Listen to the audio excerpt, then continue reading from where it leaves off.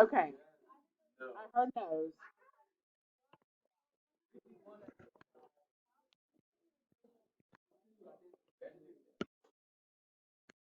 All right, 66. Interstate 70 west of Denver, Colorado has a section posted as 6%. This is a lot of sixes. I'm not a fan. 6% grade. This means that for a horizontal change of 100 feet,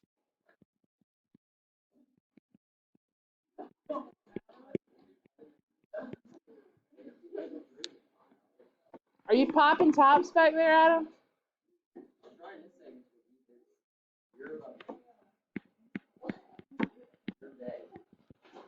There is a vertical 6 feet change. Find the slope on this section of the highway. Well, it tells you horizontal and it tells you vertical. So slope, we talked about yesterday, which is average rate of change, which is the change in y over the change in x. Which one's horizontal and which one's vertical? Vertical is y. That's your rise, right? So this would be vertical and this would be horizontal. So for every 100 feet, it goes up 6 feet. So what does my slope look like? Okay, so give it to me with the numbers they gave me first. 6 over 100, which would be 3 over 50. And we need to make sure we include units. I guess we could say, well, we won't put units because they didn't ask for units. It's really feet per feet, so that would get confusing. It's feet across per feet. Anyway, it's feet per feet, but this is part A. So the slope is 3 over 50, or I don't know what that is as a decimal. 0.06. Does anybody have questions about that? Trace, come back to your seat, please. And you know what's funny is I would not have even noticed had you not been talking. But you got to sit in your seat right here because that's where I have you, where you chose. Well, I'm sorry. Unfortunately, we have to stay there. On a highway with a 6% grade, this is part B, what is the horizontal distance required to climb 250 feet? So if the grade, this is part B, if the grade is 6%, so same thing, I'm 3 over 50, right? What is the distance required to climb 250 feet? So is that my vertical or my horizontal? Vertical, right? 250 feet, what would my x need to be down here? So what'd you do? Is this how y'all set it up?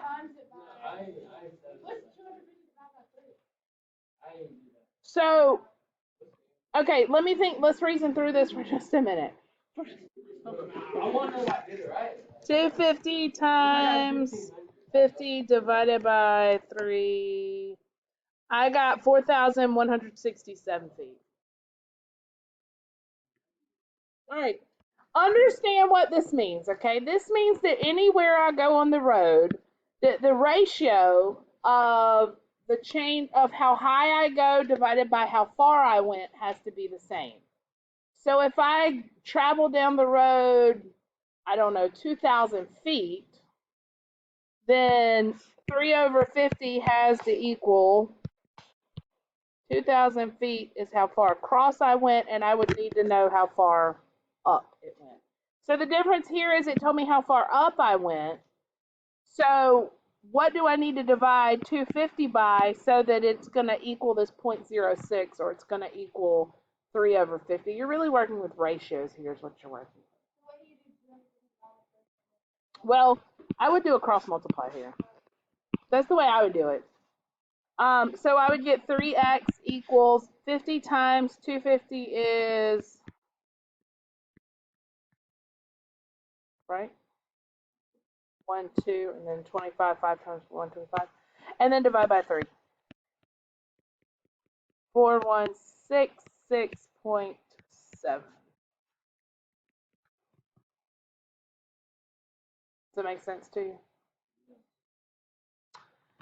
And part C, a sign along the highway says 6% grade for the next 7 miles. Estimate how many feet of vertical change there are along those 7 miles. Well, so, and it tells you, don't forget, there's 5,280 feet in 1 mile. So how many feet do I have altogether in 7 miles?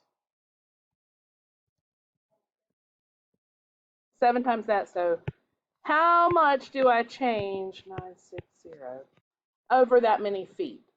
So same scenario, right? How much have I gone up over this many feet? So back to my original slope, 3 over 50 equals, now I want to know how my y has changed, how my rise has changed. So how has my y changed over this many feet? I cross multiply again. 36960 times 3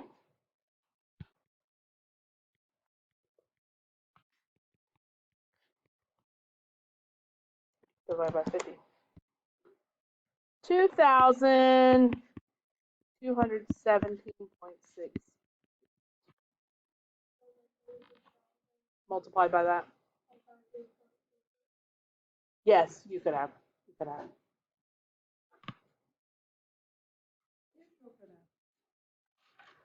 All right, what else on your homework? What's the next one? 67? Oh, A2.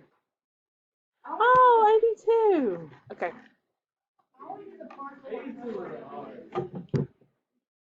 All right. We worked some of them out in class, but I don't remember which ones we did.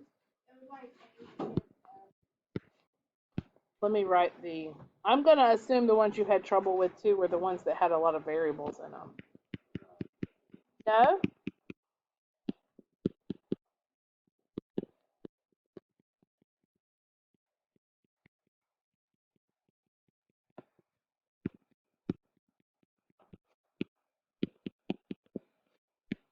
What's that say? L of X?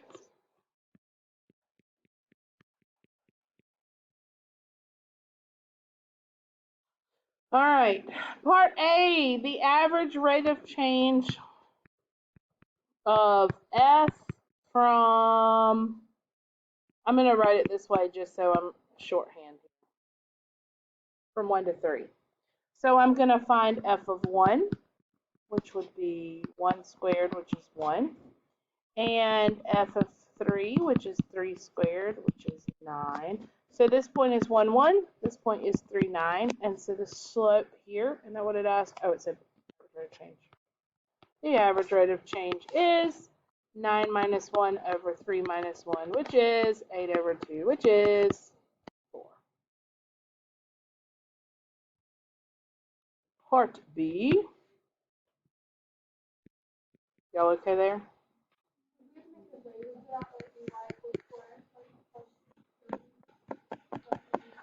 If you had to write an equation, you didn't have to write an equation, you did. No. But if you did, pick one of the points. Let's say that one. So y minus y1 equals, this is my slope, and then x minus x1. Or you could use this point, it doesn't matter, and that would be y minus 9, x minus 3. Part B says for f of x from 2 to 5. So again, I'm going to do f of 2, which is 2 squared, which is 4, and I'm going to do f of 5, which is 5 squared, 25, 2, 4, 5, 25. So my average rate of change here is 25 minus 4 over 5 minus 2, 21 over 3, which is 7. Part C, you need me to do all of them? You're not even paying attention. Do what? I can tell you the answers, and then if you didn't get the answer, I can work it.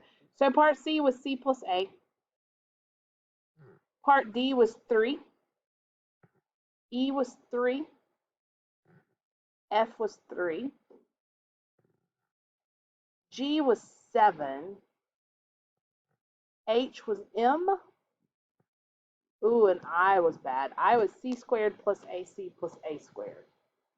Let me do that one. You got that one? Okay, let me do it.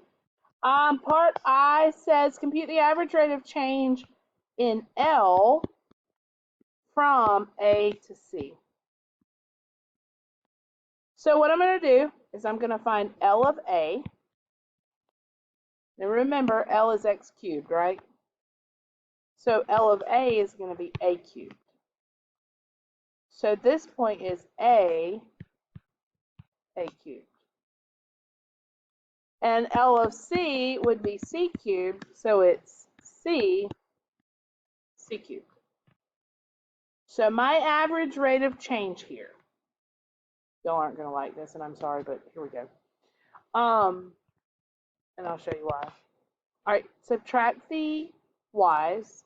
So c cubed minus a cubed divided by subtract the x's, c minus a. Now, I have to clean this up a little bit. This is the typical pre-cal type problem, calculus, where we have to do manipulation in order to get down to the simplified version. What do you notice about the top? Perfect cubes. I have a difference of 2 cubes. I've got to rewind back to algebra 2. How do I factor 2 cubes? No. This is where I have a little parenthesis and a big parenthesis, and I do the signs, which are same change plus. Is it coming back to you a little bit? To Celsa, yeah. You can't just take those out that way. It doesn't work, no. This is a C and an A because it's what times itself 3 times gives you those values. You square the first in the first spot, you square the last in the last spot, and you put them together in the middle. And then it goes over CA. The reason I did that is because at this point, notice that I have a C minus A and a C minus A, and those can cancel.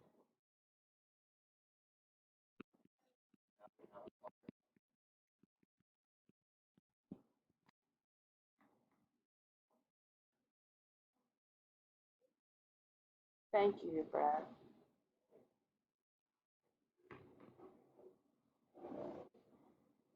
Yes? No, maybe so.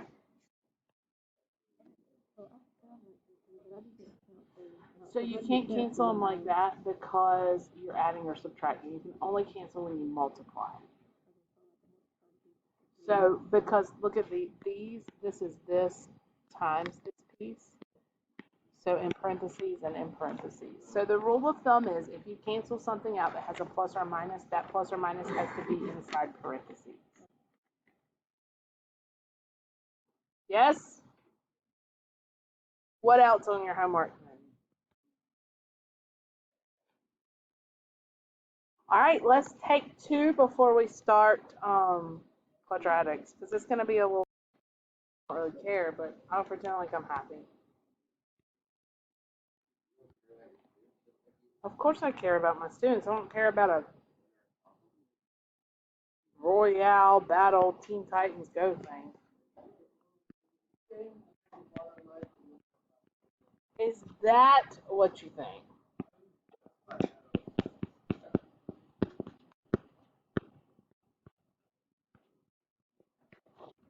Here we go.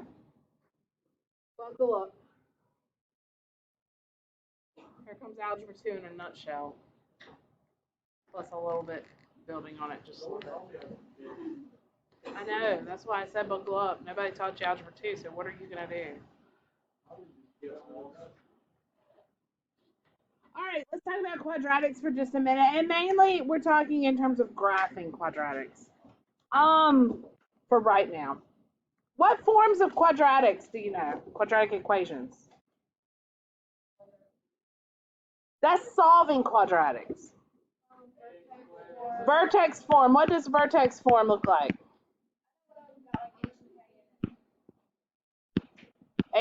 This one does have H and K in it. Do you remember what it is? It's like parentheses, X, Y.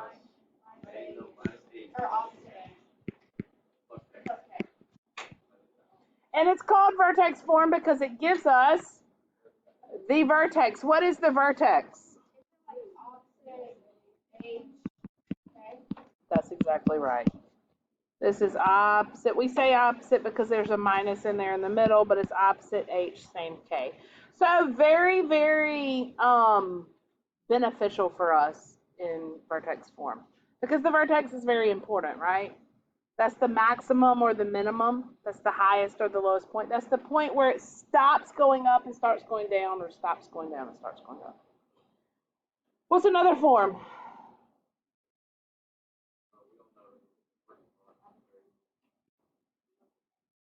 Okay, that's quadratic formula. That's to solve it, but that's good because we're going to talk about that today. Standard form. What does standard form look like?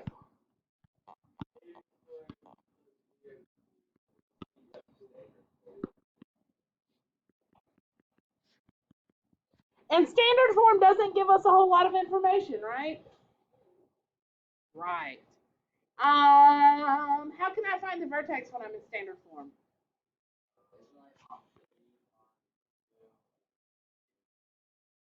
You're very close, actually. We did, it's opposite B over the 2 multiplies by the A here, not the whole thing, but yeah. And then from there, we would plug it in to find Y, right, for my vertex. So a little bit more manipulation to find the vertex, but that's okay. One more form, intercept. And intercept looks like factored form. What's it look like?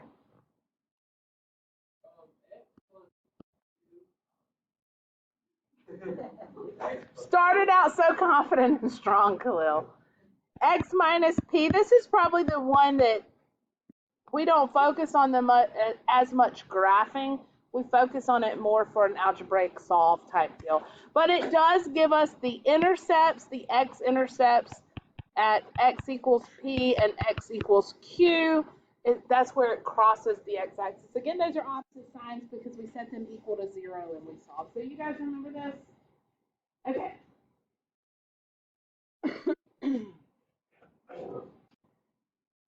Can you go in between any form? In other words, if I give it to you in one particular form, could you get it into any of the other forms? Is that like the first one? In general, could you? Is it possible? Possible. Okay, so to get the standard form, to get from here to here or here to here in any standard form, that's just a FOIL type situation that we have to set up, right?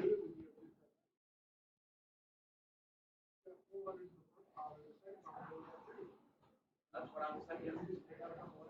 Well, the letters, those different letters have numbers in place of them whenever we're talking about an actual quadratic equation.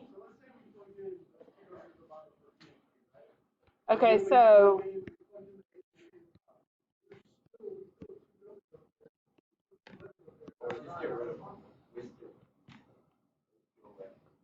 no, you're not understanding my question. If I have a specific equation, right, could I manipulate this to be in this form? What about the top form is going to be the problem, and that's what we're going to focus on today. Yes, if I FOILed this out, I would get x squared plus 2x minus 5x minus 10 to be x squared minus 3x minus 10, and now it's in standard form, right? If I'm in the top form, be very careful because this, do not distribute that squared. Never, ever, ever distribute that. Make sure you FOIL that out. It's written twice. Okay. Yeah. Yeah.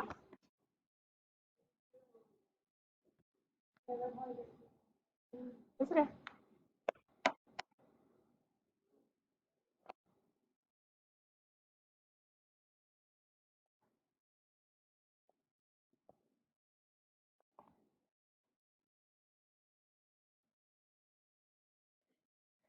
What I'm fixing to show you, we touched briefly in Algebra 2 on, but we didn't focus on it real heavily, but it's going to be a big focus point here. So I'm going to go through We used completing the square in Algebra 2 to solve for x, but we can also use completing the square to rewrite a formula. Okay, so we can use, y'all got this?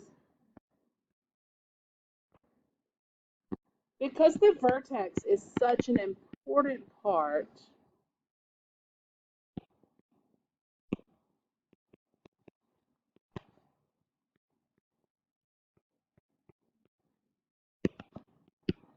to change, yeah, from standard to vertex.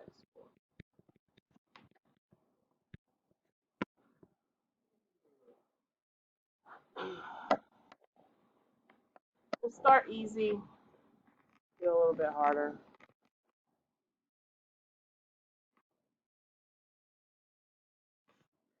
Just rewinding back to, and I'm going to come up here. You don't have to write this unless you just want to.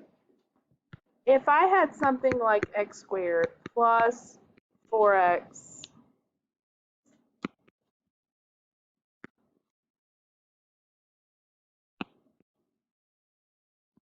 let me make this even easier. And I asked you to solve that by completing the square. What's the first thing you would need to do? Divide everything by 2, right? And so I would have x squared plus 2x plus 3 equals 0. What do I do now? Why are you moving the 3 over? I need an open space. It's not a good C. It doesn't make a perfect square trinomial. And that's my goal here, right? So I move it over, but I leave this blank space here, right? And I move it to this side, but whatever this blank space is here, I'm going to leave it here also. And then what did I do? So 2 over 2 squared, and that's what I'm adding to both sides. Remember, this was on that very first test y'all took for me again as a review. You see why we needed to make sure we reviewed that, because we're fixing to really get into it. Thank you. Thank you. Thank you. It's b over 2. This is b over 2 squared. And so then I did all that so that I could factor this one, right? What does that factor as? X plus 1 squared equals -2. And I'm going to stop right here because we're not going to be solving. We're just going to be rewriting and putting in another form. That was just a recap on what completing the square does. Now we're going to do things, we're going to follow this, but do it a little bit differently. Have y'all got that? Can I move? Let's say I had this standard form equation.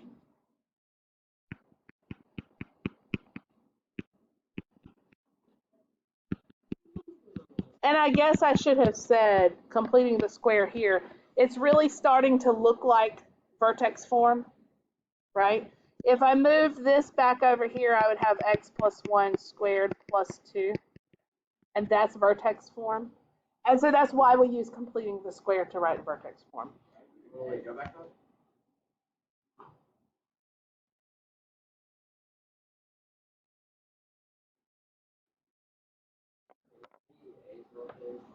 Yes.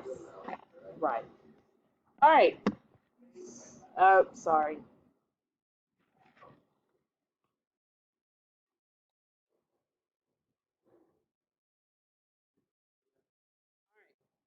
Really gonna have to think through this, so y'all stay with me. I say that every time I say that, everybody's like, "Oh, that wasn't that bad," but whenever I don't say it, everybody's like, so I hope, yes, that I'm gonna run through how to do it.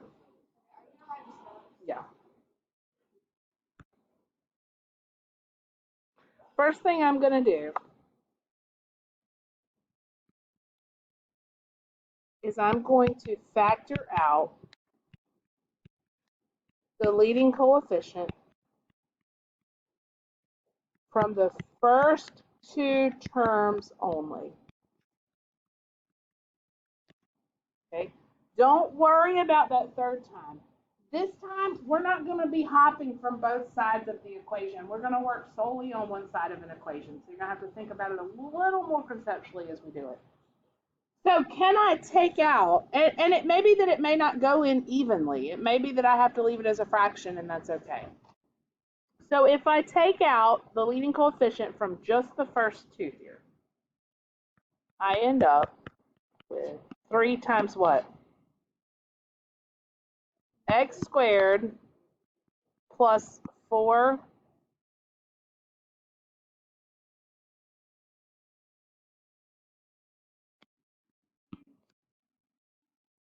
I know. And I'm going to leave the 11 out there. Is everybody okay with that? Okay.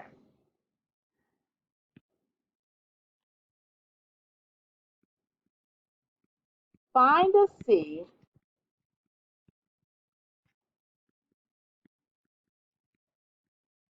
that makes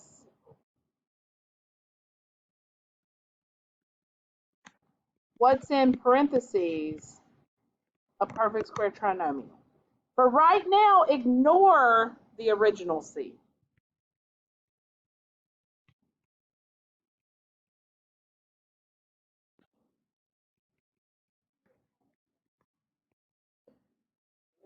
I feel like first semester I may have shown you how to change the form, but I feel like second semester didn't, but I could be wrong.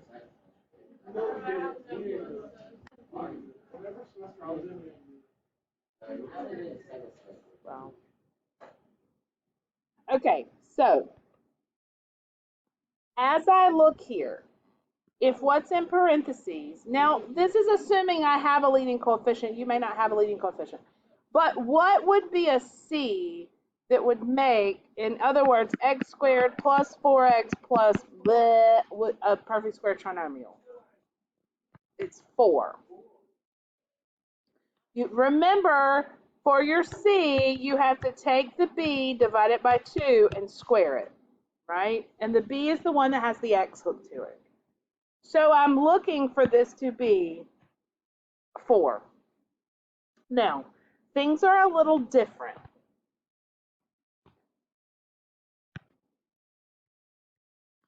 I'm going to add the C into parentheses, but when I do that, remember before when I added a good C, if I added it over here, I had to add it over here, right? Remember that? But I'm not working on both sides of the equation now. Now I'm just working on one side. So how am I going to offset it? I can't just add it in there willy-nilly because I want to. Instead of adding it on both sides, what could I do to make sure my equation stays balanced?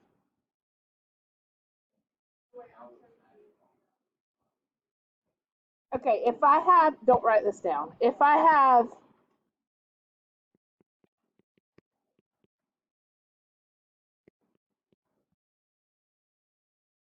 this equation and I want it to stay the same, but I say, okay, wait, half of 2 is 1 and 1 squared is 1. I need to add a 1 right here to make this a perfect square trinomial. I can't just add a 1 because then I've changed the value. If I add a 1, would you agree that if I also subtract a 1 at the same time, I'm still balanced? I'm still the same value. So I'm adding and subtracting the same value at the same time. Does that make sense? I'm just putting them in different places. So I'm going to add this C in parentheses, but I'm going to subtract. And here, be very careful, because I've got to subtract not just C. Remember I factored that 3 out? I'm going to have to subtract A times C at the same time. So let me show you what I mean. We said our good C was what? 4. Not 4. We're adding 4. I need 4 to be in this parentheses because I need this to be a perfect square trinomial. But outside the parentheses, I need to subtract not 4, but really what I added was 3 times 4. So really what I added was 12, so I need to subtract 12.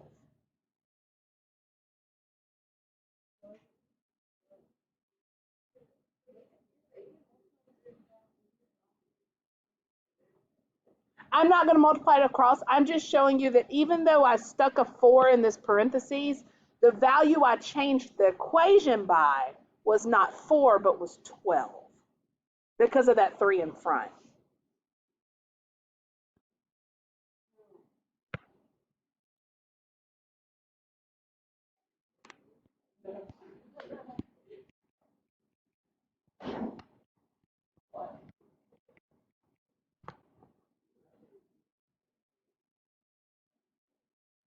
I didn't actually add 4 here. I wrote 4, but what I actually added, if you were to put this back in standard form, what I actually added, because this 3 sits outside that parentheses, what I actually added was 3 times 4, which was 12, so that's what I need to subtract here.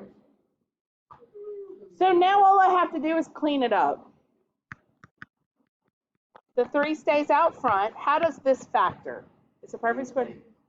X plus 2 squared. And what's 11 minus 12? What's the vertex of that quadratic?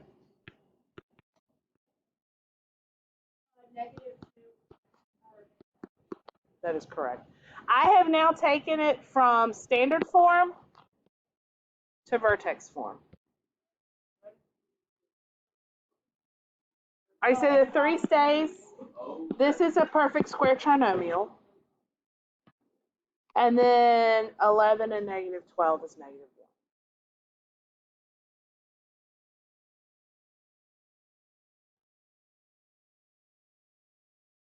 Shall we do another one?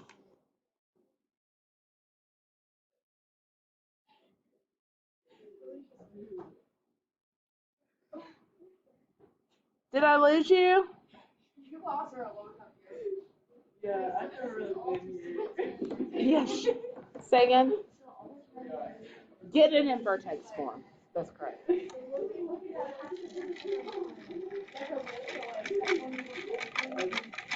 If you had to go from intercept form to vertex form, you would have to multiply it out to standard form first and then take it to vertex.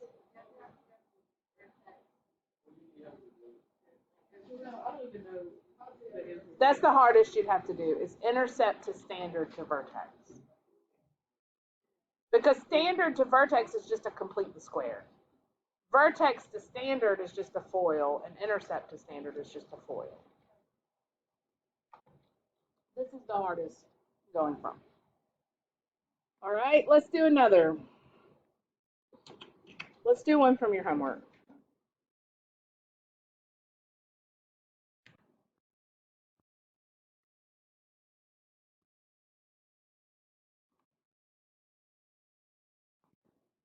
Let's do number 30.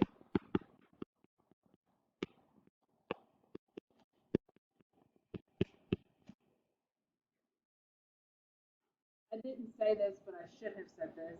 You always want to make sure you're in standard form before you start. So you want to make sure your terms here are in order. So let's do that first before we even get started. So your directions on this say.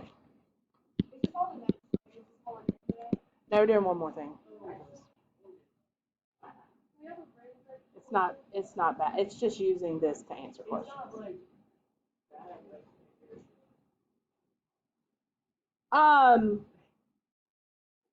It's not bad, you just can't do it. All right, this one's a little bit harder. And you'll see why in just a second. Okay, first things first, what do I do? Factor out. Okay. So and remember, I'm only factoring out of the first 2. Okay. So I'm taking out a 4. I can't take out a 4 out of 2. What am I going to do? Take out a 2 out of 4. No, I put my 2 out. I took 2 out. You have to take the entire leading coefficient. So, if you took 4 out of 2. That's exactly right, Dallasha. Good job. It's going to have to be a half. That's right. I didn't hear you. I'm sorry. No, you're right. So we're dividing, right? Y'all know I have trouble hearing where things come from. Right? You take the term and you're dividing by what you're taking out. So even if it's a fraction, that's okay. Thank you, Brett. Ever so kind of you. It's usually easier to leave them as fractions in this scenario, just because you've divided by 2 and then you're squaring. It's usually easier than trying to get them in fractions. Yes.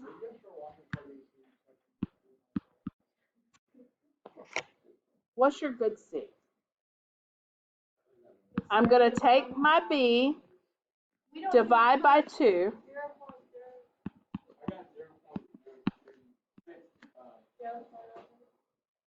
To help you out as we do square roots and stuff, I'd leave it as a fraction. It's going to make it a little easier on you. Yes, Ethan, that's what I would do as well. I would do 1/4 squared, which is 1/16. Technically, this is a non-calculator problem is why I say that too. Remember the ones that are in gray in your book are non-calculator problems? This would be a non-calculator type problem. All right. Thank you, Ethan. All right, so remember now, that's the number that completes my square. Okay, so it's 4 times x squared minus 1/2 x. That's what I'm adding in here. I've got this plus 6, but I need to subtract something. Do I subtract 1/16? Yes, 1/4. I had to think about it a second. Because I was trying to say 4 in my head, because I was doing 16 divided by. Oh, because you have to multiply by whatever that was on the outside whenever you subtract it. Y'all good there? Say again. You ought, because when you add it here, you have to subtract it here. All right, factor it. So f of x equals 4 times x minus what? What's the square root of 1/16? 1/4. See why you kind of want to leave that as a fraction instead of back as a decimal? And then here, you take the square root.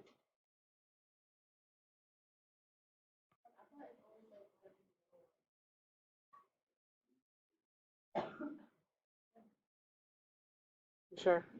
No, because you multiply that by 2. So now 6 minus 1/4. 5 3/4. Yeah, 5 3/4. Because remember, when you add it, you have to also subtract it because you're on the same. I was wondering what y'all were doing. Y'all weren't even saying anything. Stuff for student council? Oh, is today y'all's election?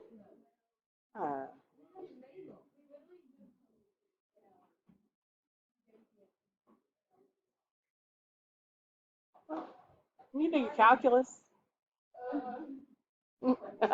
Bye. All right, what?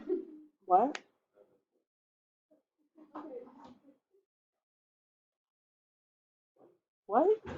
They're not doing calculus. They come in here in 4th block every day and work on calculus.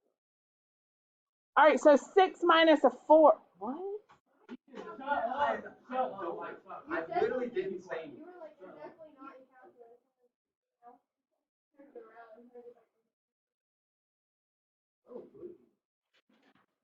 All right. 6 minus 1/4 is 5 3/4. If you can put 5 3/4. I like improper fractions because I just like them better. 23/4. What's the vertex of this parabola? When you get used to this method, it's actually easier to do this than it is to try to find the vertex by coming up here and doing opposite b over 2a and then plugging back in and going through all that. This is actually a little bit easier once you get into the groove of it. Shall I do one more? Y'all okay there? 6 minus 1/4. 6 minus 1/4 is 5 3/4. So 5 times 4 is 20, and 20 plus 3 is 23/4. Let me do one that does not have a leading coefficient because all those are easier. Sometimes when I do the harder ones in class, you look at the easy one on the homework and go, I don't know how to do it. So let me just make sure you know how to do it without the leading coefficient there. And then I got one more thing to show you and I'll be done. This is 34. Use completing the square to describe the graph of the function. Support your answer graphically. So let's complete the square and put it in vertex form. There's nothing to factor out of the front, and that's okay. So I'm going to jump straight to this step. What's the c to put in the parentheses? 9, because half of 6 is 3, and 3 squared is 9. So I'm going to have x squared minus 6x plus 9. The plus 12 is still out there, but because I added 9, and again, there's a 1 outside there, so I don't have to worry about the a. I'm also going to subtract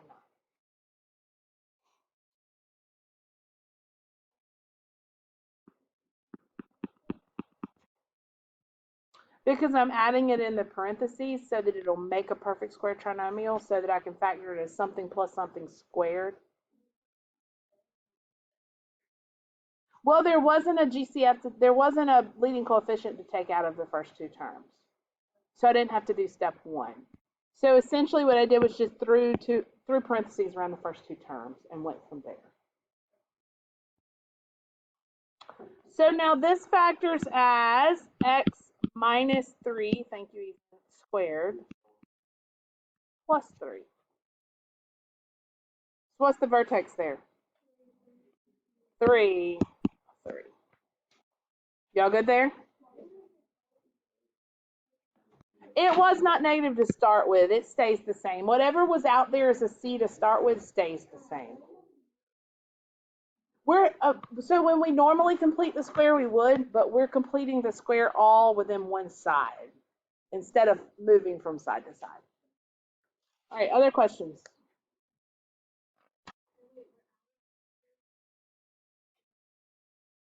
Well, we're going to talk about the vertex. Yeah, there's a little more we have to do. I did split it into 2 days. This all went with the linear yesterday. We were supposed to get through linear and quadratic, but it's a lot. It's a lot. All right.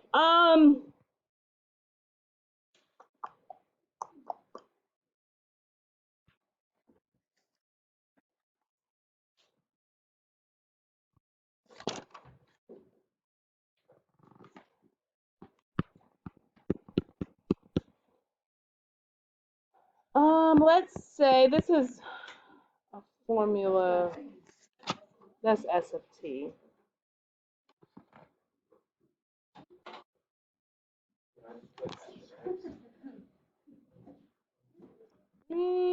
Let's write. Let's do this first.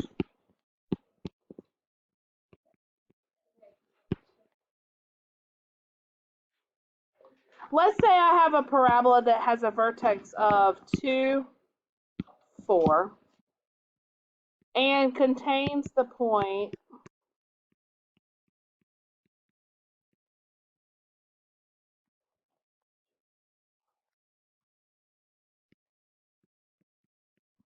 how might I write an equation of that parabola?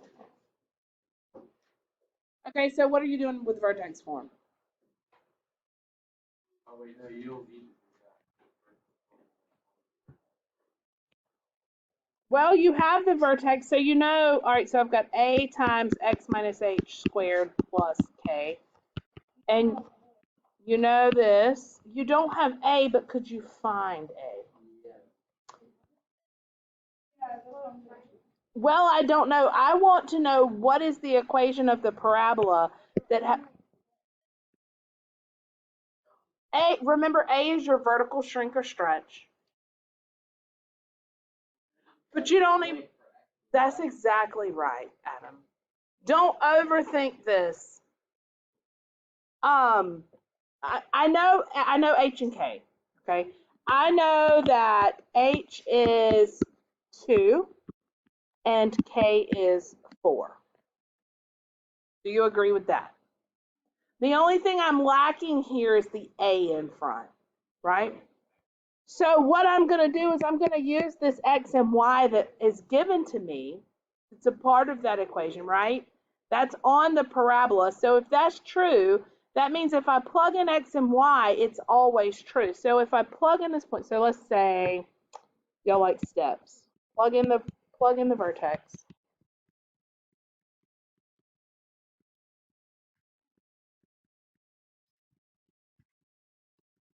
Plug in the given point to solve for A. We're definitely not getting through as much as what I thought we would get through today. We'll have to do the word problems for quadratics tomorrow.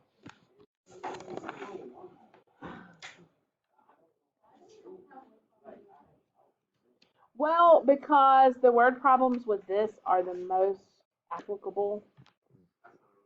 Yes, it is. They model lots of real life situations, and one of the standards I have to get you to is the ability to apply the material to situations. I'll never do that, Joe. If I use a subject with no real world application to try to apply it to the real world. All right, so I'm going to plug in this given point. So -1 equals a times 5 minus 2 squared plus 4. I'm going to solve this for a. 5 minus 2 is 3. What should I do first to solve that for a? Okay, well, then that gives me -1 equals 9a plus 4. Subtract the 4. -5 equals 9a. Divide the 9. Now that I have a,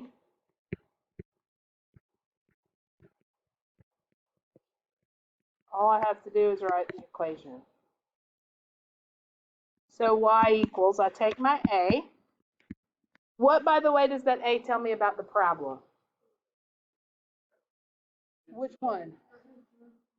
Okay, a vertical shrink, which means, is the parabola wider or skinnier than what it was to start with? Wider. And what else does it tell me? Upside down, because it's a reflection over x. That's exactly right. My vertex stays in there. It was x minus 2 squared plus 4. And there's my equation. I'm going to stop there because I can tell the complete the square from standard to vertex was a lot. And then to write the equation. So we'll stop there. Let's say tonight we're going to do 163 to 164. Let's do